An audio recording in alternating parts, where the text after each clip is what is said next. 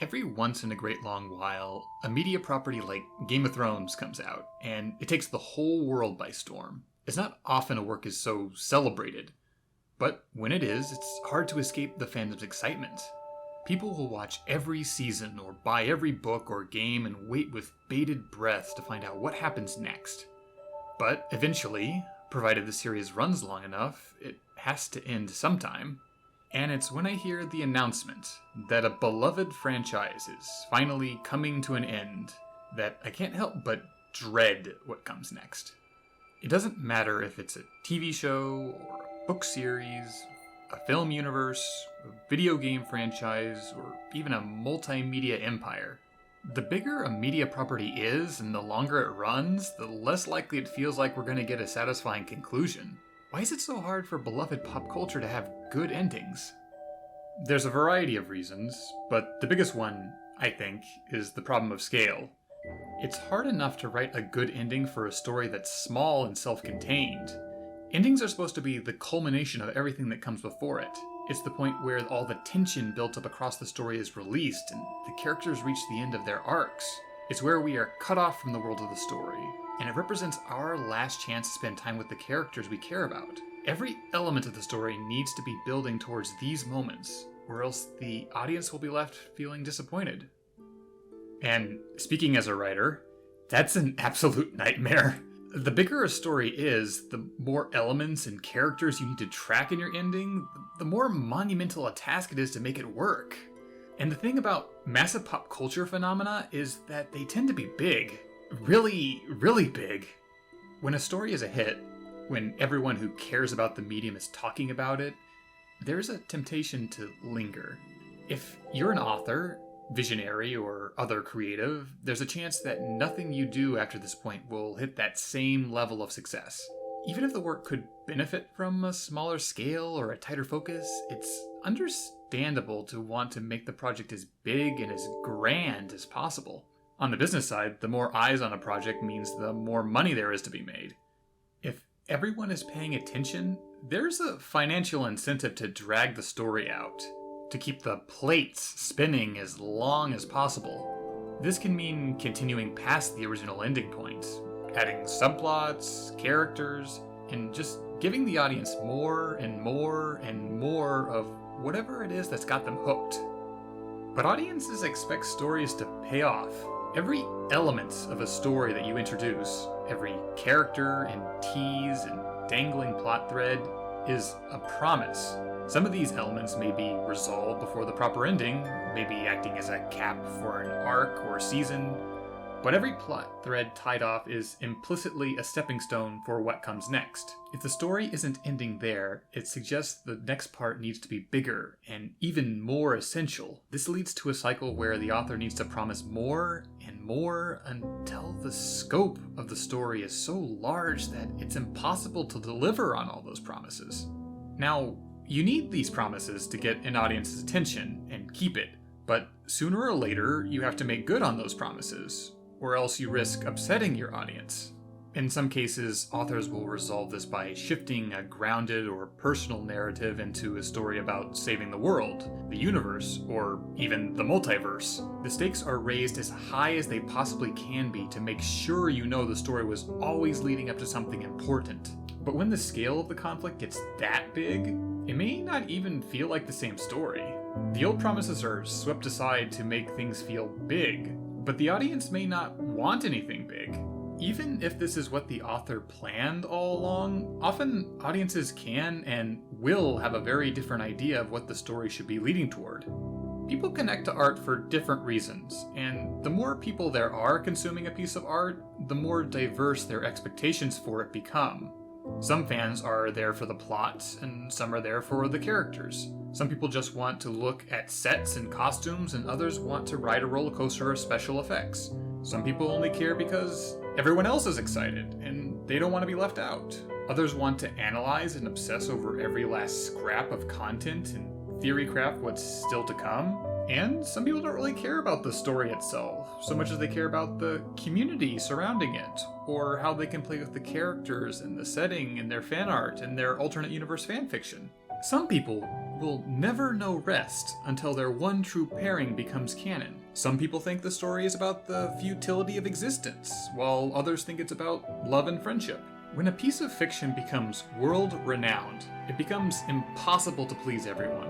Every person will feel that they have been promised something different, and will feel betrayed if the work fails to deliver on that promise. But that's okay. In most cases, it's enough for a work to be true to itself. If the author manages to express their vision, even if the audience doesn't like the results, it's wonderful that people care enough to discuss their reactions. What matters at the end of the day is that the story meant something to people in the first place. When a work gets to the level of being a household name, it takes on a life of its own, beyond anything the author might have imagined. The internet and social media have changed how we consume media. A few decades ago, if you were disappointed by how a story ended, you were limited in how you could respond. You could complain to fellow fans, or write a letter to the creators. You could make some phone calls if you felt like being a problem, or if you felt like being ignored, you could start a petition. Unless you were a critic on television or in a publication, odds are you didn't have much of a platform to voice your discontent. Most often, all you could do was accept the ending as it was and move on with your life. Maybe you'd look back after cooling off and decide you liked the ending after all. Or maybe not. But now, with social media, our disappointment and anger can go viral. It's easy to share our reactions to everything we consume and find other people who share our opinion.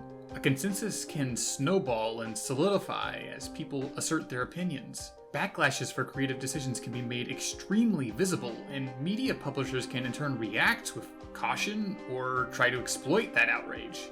There's a whole industry now of people who make careers of reacting to media, posting their spicy hot takes. They make unboxing videos, speculate on rumors, theorycraft, tweet, influence, review, critique, and even make awful, absolutely dreadful video essays.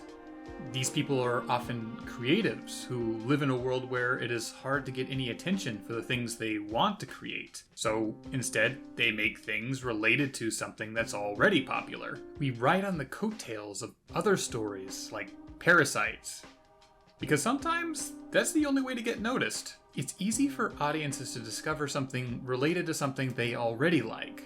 Either we actively search for it, or the recommendation algorithms notice we're interested in a topic. In some ways, this is great. There's some awesome analysis and criticism out there, but in other ways, it's terrible. There's a financial incentive to make outlandish and contrarian articles and videos with tabloid clickbait titles. Recording yourself getting upset is its own entertainment art form. And getting your audience upset is one way to get comments. There's a whole genre of video of people screaming about something wrong with the latest release of popular franchises. They assert themselves as knowing better than the author and pick apart every last decision, sometimes for months or years before the product is even released. There's a theater of hyperbole and outrage, and people love it. So now it's hard for our media to do anything without being criticized. This leaves publishers and content creators in a situation where they have reason to milk a property for as long as they possibly can, where they need to make bigger and bigger promises to keep the plates spinning and the show going. But the only way this can end is with broken plates and an angry audience. And that's not to say it has to end that way. Just because the odds are stacked against a good ending doesn't mean it can't happen, or that the author is not going to try. An author has to be remarkably cynical to pour their life into a project and not want it to be the best it can be. But it's a feat to pull off sometimes. With deadlines looming, it's better to have any ending rather than none. They could go for an ending that's big, dumb, and broad to appeal to as many people as possible, or maybe they'll go for an ending that's audacious and shocking. Sometimes leaving the audience feeling shocked and betrayed with a cruel twist is more memorable and will keep people talking for long after a story is over. This can feel like a narrative train wreck, something that sours a fan's whole perception of the thing they love, but sometimes it's the best or only option open to the author. Ironically, sometimes it's kinder if a story has no ending at all. When a story is canceled, when the next or the final piece of the puzzle never comes, the fan base is left to fill in the void for itself. Every fan has an ideal ending in their heart, even if they aren't capable of writing it. All their hopes and dreams, all the promises they wanted fulfilled, exist in this theoretical sequel or new season. And the longer a fan fantasizes about this hypothetical ending, the more it crystallizes and becomes impossible for the author to come back later and satisfy them. This is part of why reviving a dead property to finish a story is so fraught with peril. Even if you manage to recapture the magic, the longer the fans are kept waiting, the more their vision will diverge from the author's. But I still want the author to try. Even if I wind up hating the ending, I'm always impressed when a long-running media franchise commits and wraps things up. It's a long walk across hot coals to do, and it usually ends in a faceplant, but I admire the tenacity to follow through. I prefer a well-crafted ending, of course, but who wouldn't? If you want to be happy with your endings, you may want to consider consuming smaller media. Indie games, obscure shows, or books published by small press publishers. These works often have to keep the scale of the work in check in order to release the product at all, and they probably need your money a lot more than the big boys. But I'll grant you that it's not as exciting as participating in a cultural phenomenon. But there's also something precious about finding a well-crafted diamond in the rough, and sharing it with other people. Alternatively, you can just be patient and wait for George R.R. Martin to finish The Winds of Winter. Your call. Hey, I'm Mewd. That was my video. If you liked it, you know the routine. Like, comment, subscribe. Share it around with people who might like it. Does your mailman talk too much about Destiny tropes and fiction? Print him off a link to that video and tell him to type that sucker in. Also consider following me at Mewd462 on Twitter. That way you can hear my gaming hot takes and emotional meltdowns about writing. That's all. Bye!